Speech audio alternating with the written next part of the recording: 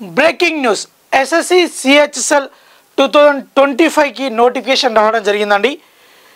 3131 వేకెన్సీస్తో ఈ నోటిఫికేషన్ అనేది రిలీజ్ అవ్వడం జరిగింది. సో దీనికి సంబంధించి మనం క్లియర్ డీటెయిల్స్ అనేది ఈ వీడియోలో ఒకసారి చూద్దాం. ఓకే, అయితే ముందుగా ఇంపార్టెంట్ డేట్ చూద్దామండి. అప్లికేషన్ డేట్ ఎప్పుడు స్టార్ట్ అవుతుందో ఒకసారి చూద్దాం. మనకు అప్లికేషన్ డేట్స్ వచ్చేసి 23rd జూన్ అండి. అంటే మనకు ఆల్రెడీ ఈ రోజు నుంచే మనకు అప్లికేషన్స్ అనేది చేసుకోవచ్చు అన్నమాట.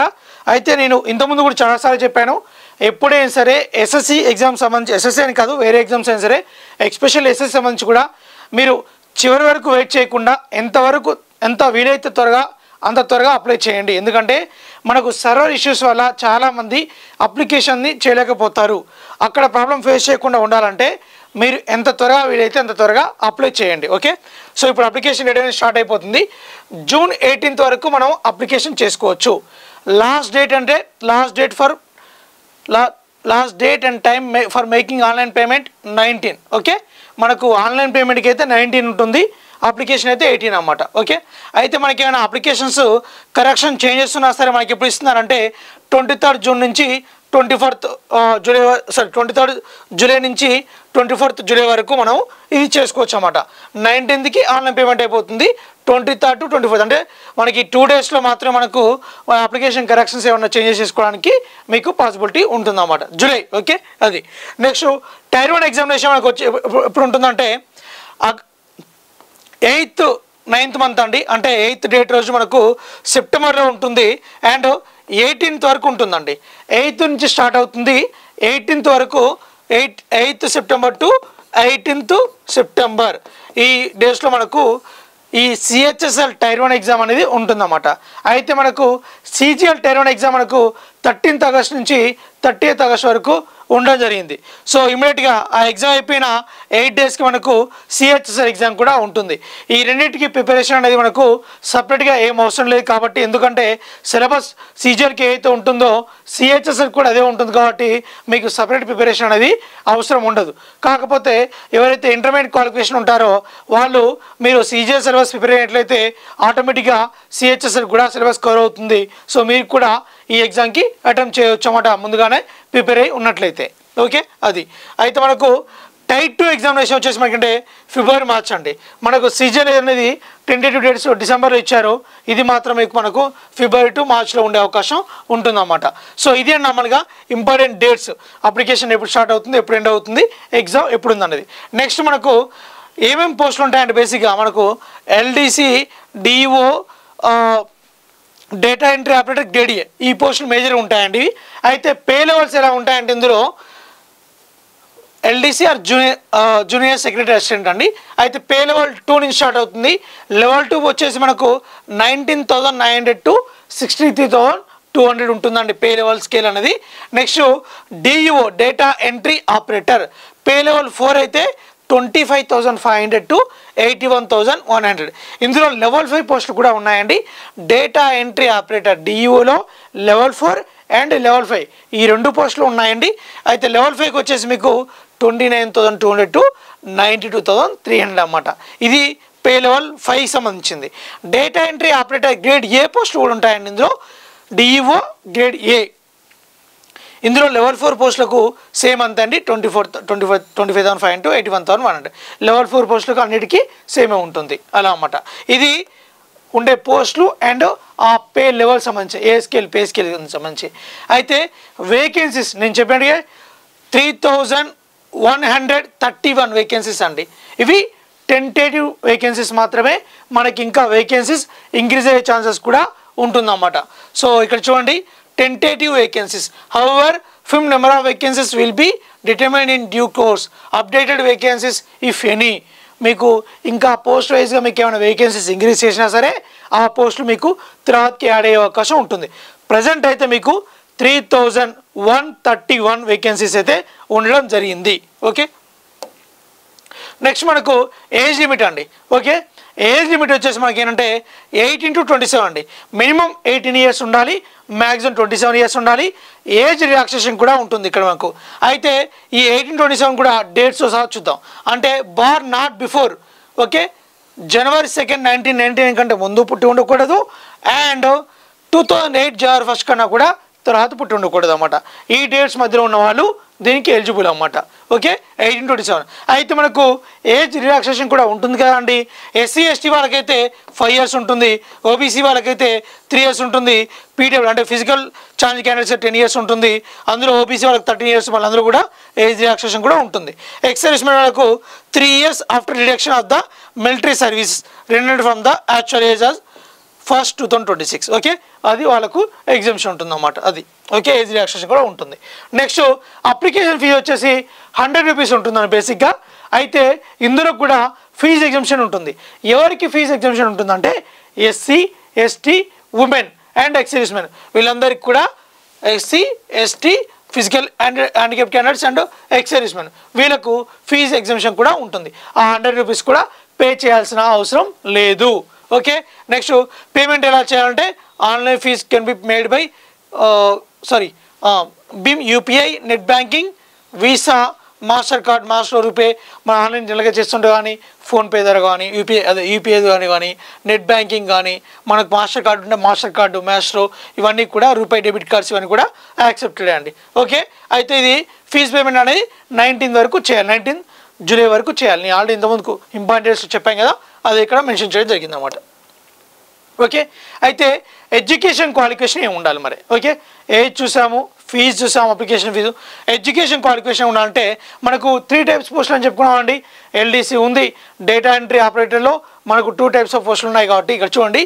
For data entry operator DEO grade A in ministry of consumer affairs, food and public distribution, ministry of culture and ఇది స్టాఫ్ సెలక్షన్ కమిషన్లో ఉన్న పోస్టులకు ఈ డిపార్ట్మెంట్స్లో వాటికి డిఈఓ గ్రేడ్ ఏకి అయితే మీకు డెఫినెట్గా ఇంటర్మీడియట్లో మీకు మ్యాథ్స్ సైన్స్ బ్యాక్గ్రౌండే ఉండాలి.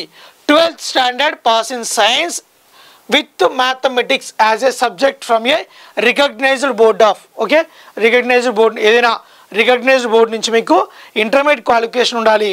అందులో మీకు సైన్స్ చూడండి, ఇక్కడ must pass in science stream with mathematics, science with mathematics వాళ్ళు మాత్రమే పర్టికులర్ ఈ పోస్ట్కి డిఈఓ గ్రేడ్ ఏ పోస్ట్కి in ministry of consumer affairs, food and public distribution, ministry of culture and in culture and staff selection commission, దీనికి పర్టికులర్గా మాత్రమే మీకు ఈ క్వాలిఫికేషన్ కావాలి. ఇది intermediate with science and maths. అయితే ఇందులో intermediate general intermediate qualification science maths కాకపోయినా సరే వేరే పోస్టుకి ఎలిజిబుల్ ఉంటారు. ఏది ఎక్సెప్ట్ ఈ పోస్టులో కాకుండా రిమైనింగ్ వాటికి మీరు ఇంటర్మీడియట్ జస్ట్ రికగ్నైజ్డ్ బోర్డు నుంచి ఇంటర్మీడియట్ క్వాలిఫికేషన్ సరిపోతుంది. చూడండి, ఇది for LDC JSA and DEO grade A. అయితే ఇక్కడ కూడా డిఈఓ గ్రేడ్ ఏ, ఇక్కడ కూడా డిఈఓ గ్రేడ్ ఉందంటే అందులో ఓన్లీ ఎక్సెప్ట్ డిఈఓ సిన్ department of ministry mention in the para 8.1. ఈ 8.1 పేరాలో నేను చెప్పాను కదండి, ఈ మినిస్ట్రీలో consumer affairs, food and public డిస్ట్రిబ్యూషన్లో ఉన్న వాళ్ళు మాత్రమే ఆ ఎడ్యుకేషన్ క్వాలిఫికేషన్ ఉంటుంది. రిమైనింగ్ వాళ్ళందరికీ కూడా జస్ట్ ఇంటర్మీడియట్ పాస్ అయితే సరిపోతుంది, అదే చెప్పారన్నమాట ఇక్కడ.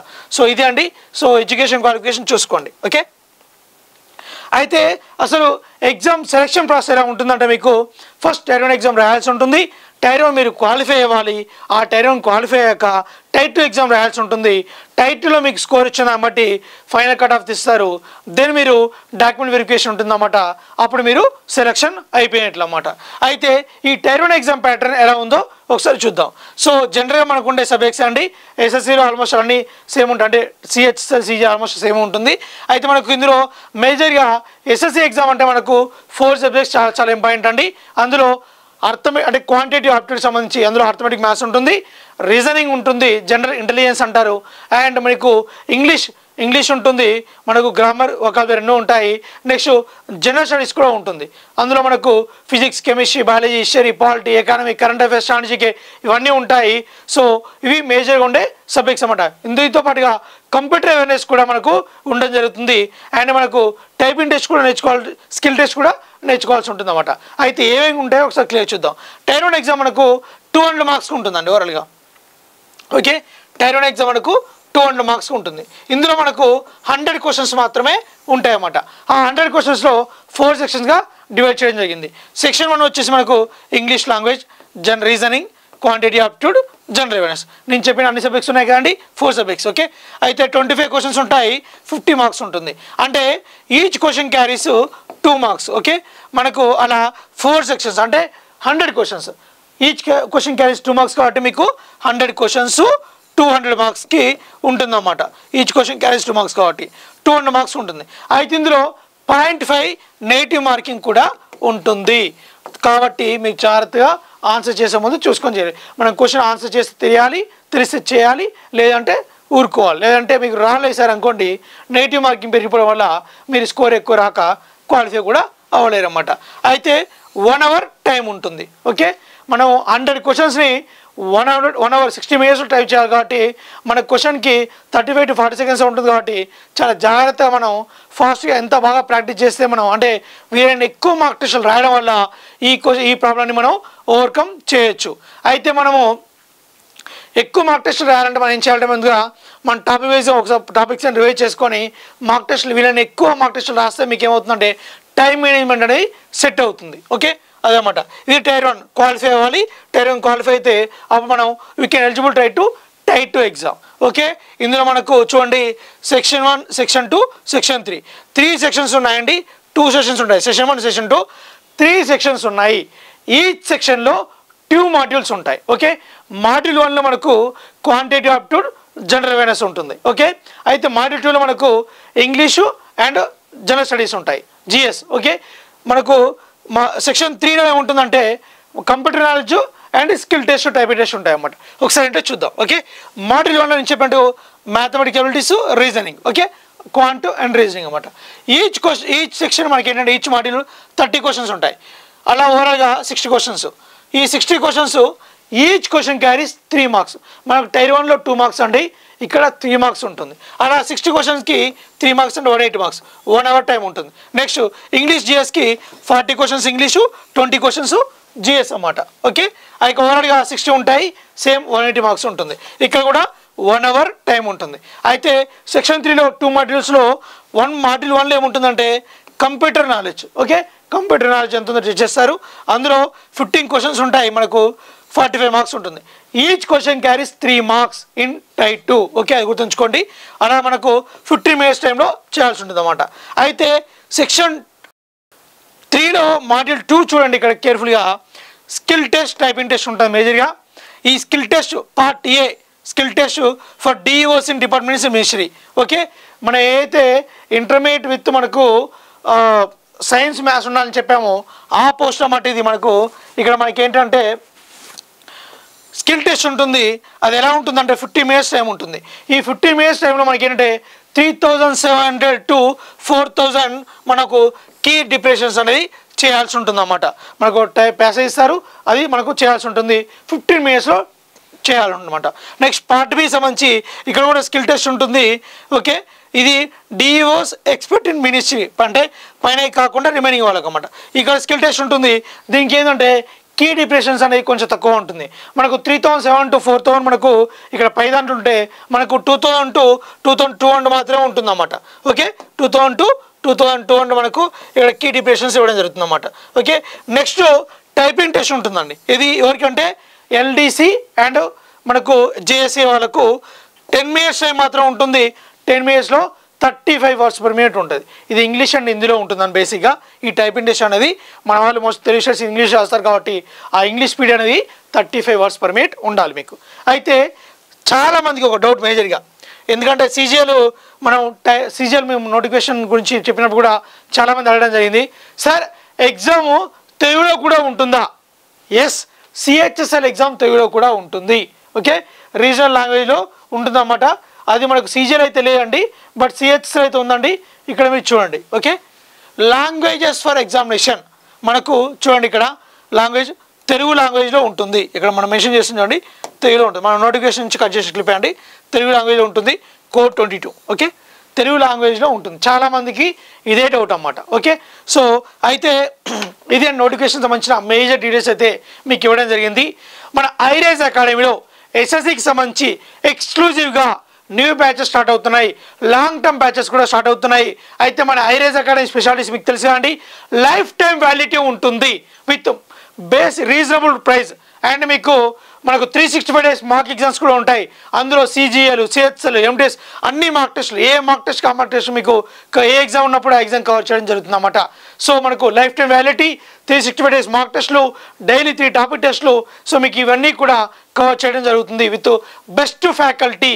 మీకు 100% ద బెస్ట్ ఫ్యాకల్టీ ఉంటారని మన ఐరేజ్ అకాడమీలో క్వాలిటీకి కేర్ ఆఫ్ అడ్రస్గా ఉంటుంది. ఒకటి మేము 100% బెస్ట్ ఫ్యాకల్టీ ఇస్తాము, బెస్ట్ ప్రాక్టీస్ ఇస్తాం. ఈ రెండు మీరు పర్ఫెక్ట్గా ఫాలో అయితే 100% SSC జాబ్ అనేది మీ చేతుల్లో ఉంటుంది. So I wish you very all the best. Thank you so much.